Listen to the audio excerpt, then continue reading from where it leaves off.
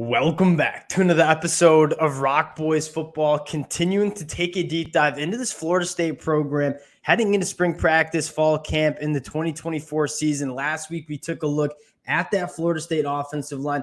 Now we're taking a look at a Florida State defensive line that you have to give Mike Norvell and this coaching staff a ton of credit with what they were able to do in the transfer portal, getting this group ready to go into the 2024 year. And you take a look at why you should be using the transfer portal and the right way to go about using the portal.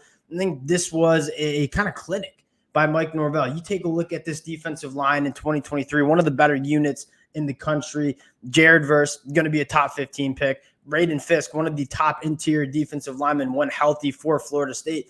You're losing a lot of very good players from that front. Mike Norvell looks at this unit and says, we can go to the transfer portal and kind of retool this defensive line. And that's exactly what he did. Want to talk about two things. One, what do we see from that Florida State defensive line in 2023? And then take a look at what this unit is going to look like with all the new faces in 2024, getting some film in on this Florida State defensive line in 2023, then going out and watching some of these transfer portal guys over the last couple of days. I got some takes on what this Florida State defensive line is going to look like in 2024. Before we get into it, just want to say, and as always, thank you to you guys and a shout out to the Florida State fans. A program that was truly a blast to talk about in 2023, was a blast to talk about in the transfer portal cycle, breaking down these commitments. Cannot thank you guys enough for all the support. If y'all do enjoy the content, consider subscribing to the channel. More importantly, the best part about doing these deep dives is talking ball and learning from you guys in the comment section. Would love to hear your thoughts, your opinions on guys who are breaking out in 2024. And without further ado, let's get into this one. And I want to start with what we saw from this Florida State defensive line in 2023. And I want to specifically focus on that Georgia Bowl game, where I get Florida State fans don't want to talk about it much, but I want to give you guys some of my takes on what we saw from that unit, because a lot of those guys will be back for Florida State in 2024. And I think the narrative is a little bit misguided when you look at the box score and see that Georgia ran for 372 yards, obviously put up 63 points. Oh, this Florida State defensive line could not handle Georgia up front. I go back and watch the film, watch the cut-ups. I don't think the problem was as much that Florida State defensive line as much as it was the second-level defenders, specifically the linebackers in the run game. When you go back and watch the game, that Florida State defensive line, I'm not going to go as far to say they dominated the game, but I thought they did a really good job holding their own. And I thought when you saw those big runs kind of get hit, it was missed tackles, it was poor run fits by an inexperienced linebacker group that, largely hadn't played much football all year. And so I think the narrative is a little misguided that Florida State's defensive line, without guys like Braden Fisk and Jared Verse, it's going to be a disaster in 2024. Because I thought some of those guys, like Daniel Lyons, played some really good football against the Georgia offensive line that, again, had their starters playing, a lot of which are going to be playing in the NFL in a couple of months. And so I think the Florida State defensive line, before we even talk about the transfer portal additions, is in a better spot than a lot of the national media likes to say. And that's kind of where I'll leave it at that. Now, I think the most exciting conversation to have is, what is this unit going to look like in 2024? A ton of new faces injected into this defensive line, specifically at the edge rusher position. Now, going back and watching a little Florida State from 2023 and then watching some of these transfer portal guys over the last couple of days, this edge rushing group is a position group that I am very excited for in 2024. And again, the narrative is, oh, you lose a guy like Jared Verse, this unit's going to take a step back. You start looking at some of the names that are going to be rushing the passer for Florida State off the edge. You're really excited. One, it's a deep group. Two, you have a lot of experience. And I want to talk about the kind of returner that I'm most excited for, and I think a lot of Florida State fans are, and that's Patrick Payton. And from a pure pass rushing standpoint, Patrick Payton has the ability to be one of the more dynamic pure pass rushers in all of college football. And you see glimpses of it consistently the last 2 years. Had what? You look at the numbers, 32 hurries, 19 run stops. This was a guy that was extremely disruptive for Florida State last year, maybe a little overshadowed by guys like Jared Verse and Braden Fisk. And I think what excites me the most about Patrick Payton is I think he's still a very, very raw player. He's still a guy that is learning how to use that twitch off the line of scrimmage and that length that he has if he takes that step in 2024, and that is one thing Florida State continues to do a great job of, is developing these players, I think Patrick Payton could be a real difference maker for Florida State. Now, the narrative about Patrick Payton, he's got to get a little bit better against the run in terms of standing up tackles, kind of holding his ground, if you will, keeping that outside shoulder free, and kind of winning at the point of attack. And if he continues to reshape that body, get a little bit stronger with that play strength at the line of scrimmage, and I think you're looking at one of the better edge rushers in 2024 in college football. Now, the next couple names are guys coming through the portal. The first guy I want to talk about, Sione Lelea, the guy that we talked about when he committed to Florida State. And I think the narrative around Sione is he's a guy that you know what you're going to get, has played a ton of football over the last couple of years at an extremely high level at Oregon State, 27 quarterback hurries, 21 run stops. He's got heavy hands. He's disruptive. He likes to collapse pockets. This is a guy that when you look at Sione, you can kind of just take him to the bank and say, this is going to be a very quality football player for Florida State in 2024. Does he have the upside of a guy like Tamiwa or a guy like Patrick Payton? Probably not.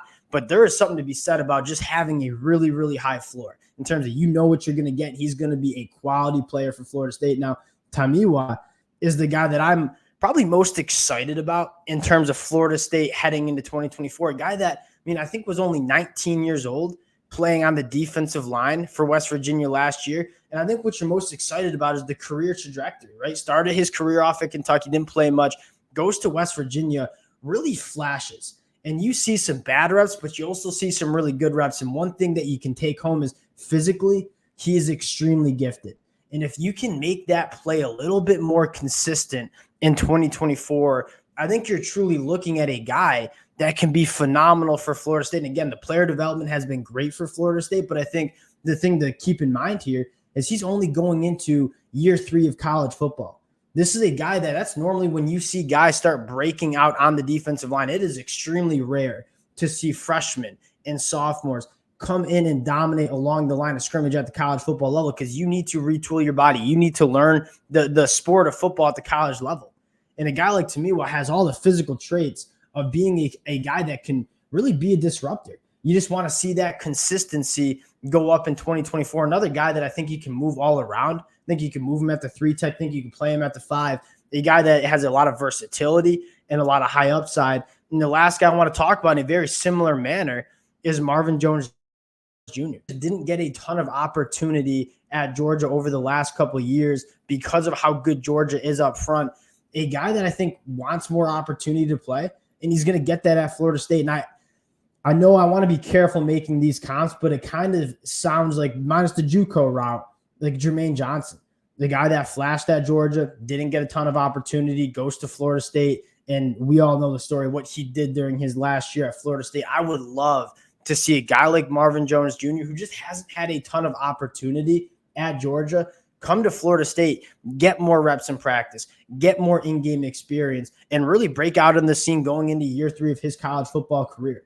Now, you look on the inside, that edge rusher group, we talked about 4 guys that the combination of you know what you're getting with guys like Sione, and then the high ceiling of guys like Tamiwa and Marvin Jones Jr., like you got 4 edge rushers that you feel really good about heading into that 2024 year.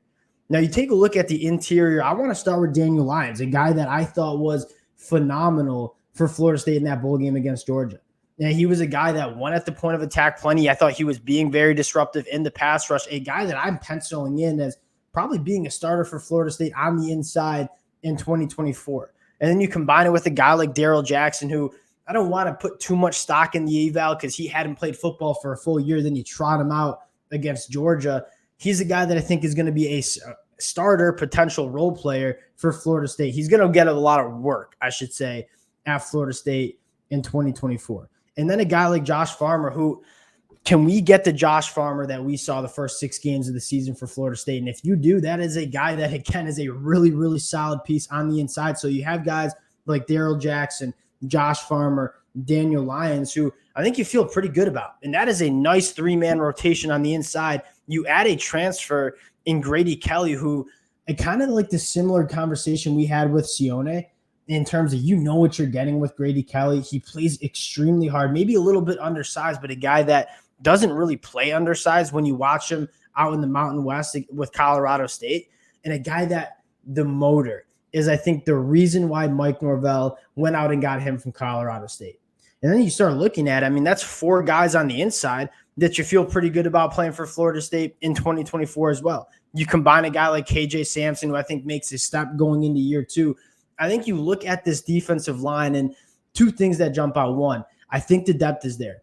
We just talked about 4 guys at the edge position, 4 guys on the inside that you feel pretty good about heading into 2024. But what you're most excited about is some of those guys have a ton of upside and they get an off season to continue to refine their craft, get their body right. A lot of these guys kind of being young cats, you could see them take that really, really high floor that they have and make it into a really high ceiling. And I think that's what you're looking for Florida State. Which one of these guys, whether it's Tamiwa, whether it's Marvin Jones Jr., whether it's a guy like Pat Payton, take that next step heading into 2024 and really be difference makers for Florida State.